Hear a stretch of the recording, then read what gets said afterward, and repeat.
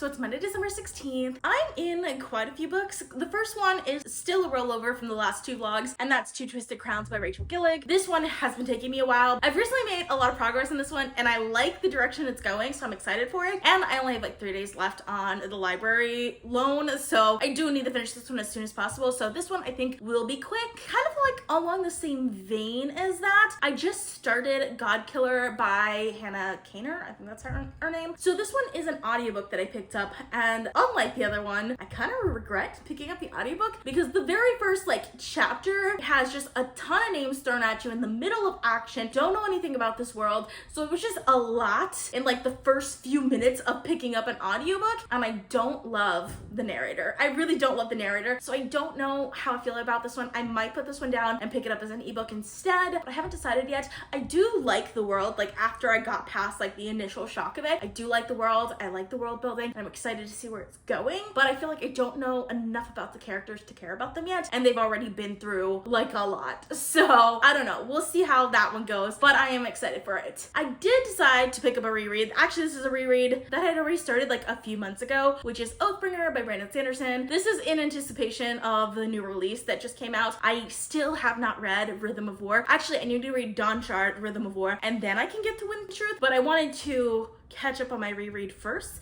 So I have like 10 hours left in the audiobook for Oathbringer for my reread to be done, and then I'll start the series with Dawnshard, and hopefully I can, over the next couple of months, get through Wind and Truth, but we'll see. I am excited for the next 2 books in this series though, because I do enjoy the first 3. And lastly, my nonfiction currently is All in Her Head, and this one is like a health-related nonfiction book about women and women's bodies, and basically the lies that are told or that have been told in the history of women's health. And I'm excited to see what this one brings out. I haven't read too far into this one, just like the first like chapter or so, but I'm excited to see where this one's going as well. Alexa, what's the date? Tuesday, December 17th. So it's Tuesday, December 17th. I did end up finishing Two Twisted Crowns by Rachel Gillig. So this one, I don't really know what I want to say about this because I did not love the ending. I did love a lot of stuff leading up to the ending. There was a lot of good action leading up to the ending and a couple of twists that I wasn't seeing coming,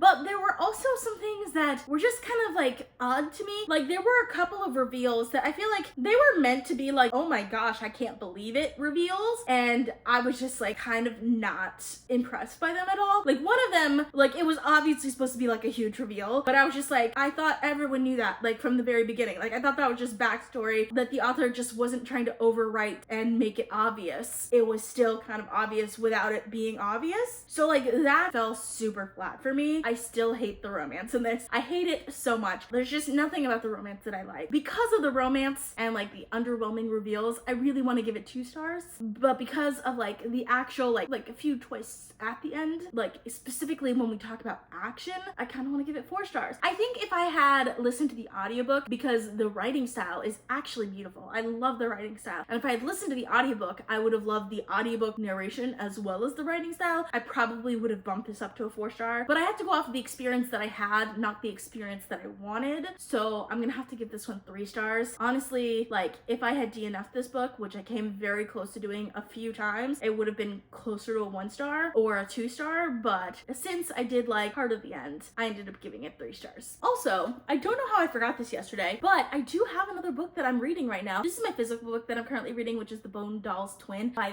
Flewelling. This is a more classic like high fantasy, but it's like a really dark fantasy. I don't know if I would necessarily call it grimdark fantasy, but it does have like morally ambiguous characters, and it gets really, really dark, even like at the very beginning. This is following Tobin, who was born as a girl, but was made to look like a boy to protect her because her uncle is the king and he wants to protect his patriarchal line. So he's been killing a lot of women that are related to him because there was a prophecy saying that the land basically should be ruled by queens and will be prosperous only if there's a queen alive. So she's like the heir to the throne, technically. But if people knew she was a girl, then she would die. So like it's an interesting setup, and I'm excited to see where it's going. I'm not super far into it, only about 100 pages or so now. I don't expect to finish this week. Probably will finish it by the end of the year, but this is definitely slow going, but I'm really enjoying it. I kind of think of it along the same lines of like Assassin's Apprentice, which is like the first book in a series that I should end up loving. It's gonna be like slow, like mostly backstory here, and I'm totally cool with that. I just wanted wanted like a physical book that I could read before bed to help me sleep better, and this is just perfect for that. So it's Wednesday, December 18th, and I actually finished Godkiller by Hannah Kaner. I enjoyed this a lot more than I was expecting to, especially with like how rough I started with this book. Like I kind of expected to put it down, but I found myself getting invested in these characters, and then the ending was super great. I really, really loved the ending of this book. It started off a little rough at the beginning, but it got better with every chapter. So like I surprisingly ended up giving it 4 stars. In this book, we're following like 3 different characters. Kisin is a god killer who in the first chapter was almost sacrificed to gods, which is why she hates gods. And then we're also following Inara, who has like, I call it her Spren in my head because like it just reminds me of like Spren from the Stormlight Archive, but it's actually Scattycat, I think is his name. It kind of sounds like Scaredy Cat, but it's like a god that's like attached to her, attached in like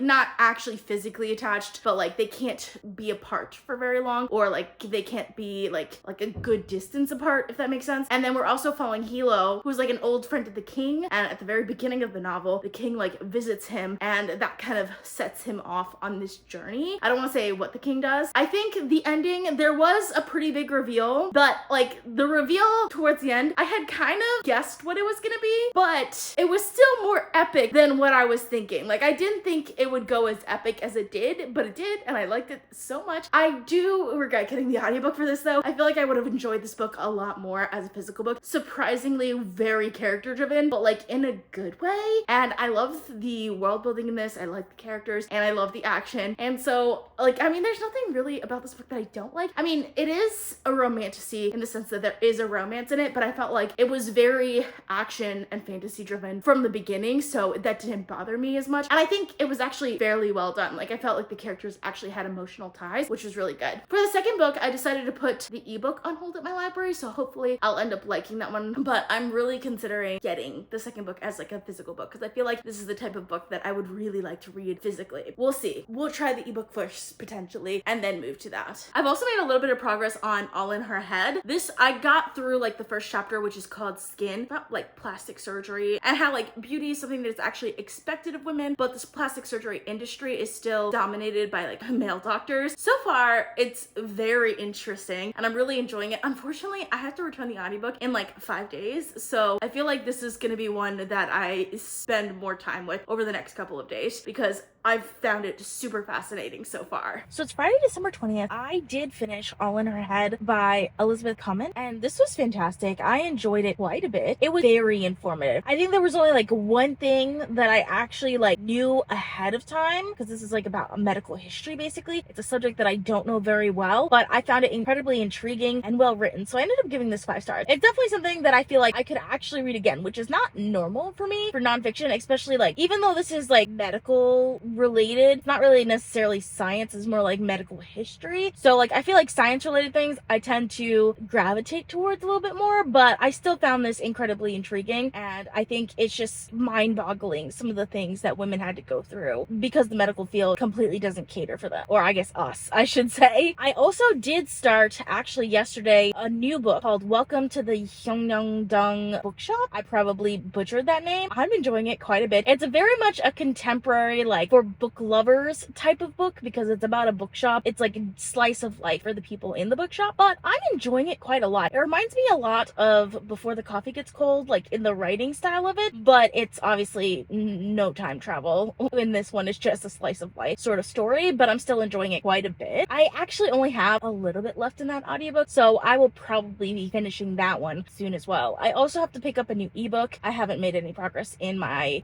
physical book. I spent most of yesterday driving and doing a bunch of other stuff, so I just didn't have time, but I should be getting to that day, and I'm really excited about it.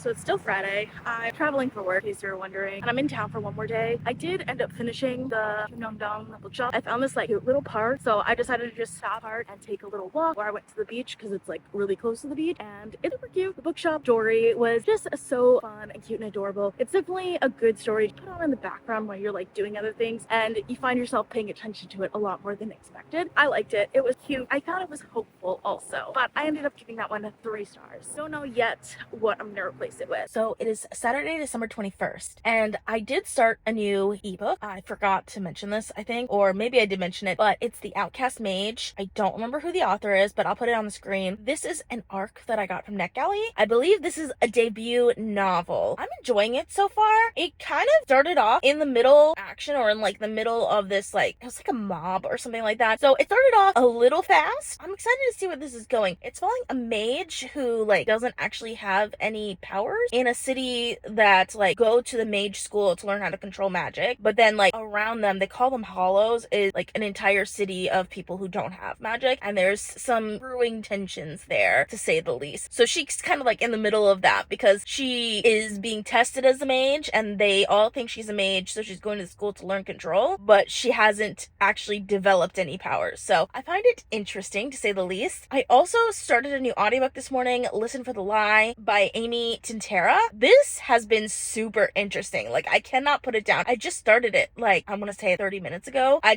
want to continue listening. So I have like about a 3-hour drive later, so I will be listening to this, and it is so fascinating so far. Alright, so I just hopped back in my car, gonna head home soon. So about a 3-hour drive, not excited about it, but I am officially invested in my audiobook, Listen for the Lie. Just so excited. I'm so into like the whodunit plot right now because it is a murder mystery. The character that got murdered's name is Savvy. Her best friend Lucy is like our main protagonist that we're following, and everyone thinks that she did it. And this happened like a few years ago, but it's being brought back up because of this podcast that's kind of covering the true crime of it and like covering cold cases. And there was never someone arrested for this because they all thought it was Lucy, but they didn't have enough evidence to arrest her for this. But she was also injured during whatever happened, and she has amnesia. She does not remember it at all. So I don't think it was Lucy. I'm pretty sure it's not Lucy. My guess, because I do have a guess for this, I think it was Matt, Lucy's husband at the time, who they're no longer together. Like, afterwards he started acting really weird, which, I mean, if your wife is accused of killing someone, you would act weird, but you would also act weird if you were the one that killed the person that your wife is being accused of killing, right?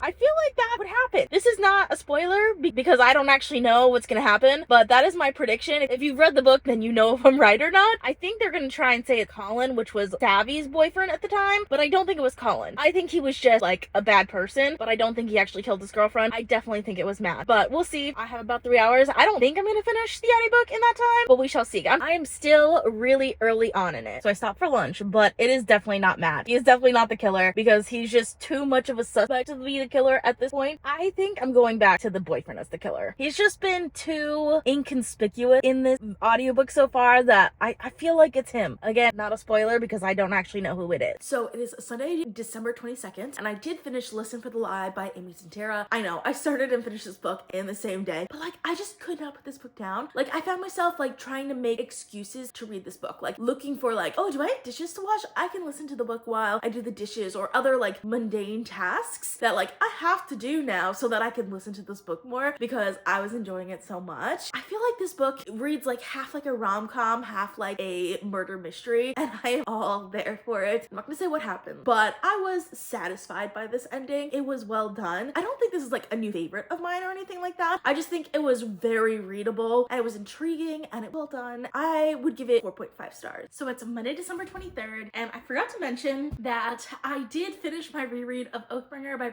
Sanderson. So I'm now all caught up to where like I had originally read, and it's time to go to Dawnshard next week. For the reread of Oathbringer, I don't think I have anything like crazy to say about it. I did kind of forget that there was a love triangle in this book, and I didn't love the love triangle. I honestly I don't love how Sanderson writes romance for the most part, but otherwise I really enjoyed this, and I'm really excited to see what happens in Rhythm of War because I will be picking that up in January. I'm so excited for it, and hopefully Wind and Truth as well. I haven't heard the best things about Wind and Truth, but honestly I haven't heard that much about it in general because I've been trying to stay away from spoilers, so I'm really excited to continue on with this series. So that is all I have for you today. If you like this video, please give it a big thumbs up to support my channel, and let me know in the comments what you've read this week and what you're looking forward to reading. I'm now posting weekly reading vlogs, so consider subscribing. Thank you guys so much for watching, and I'll see you guys next time. Bye!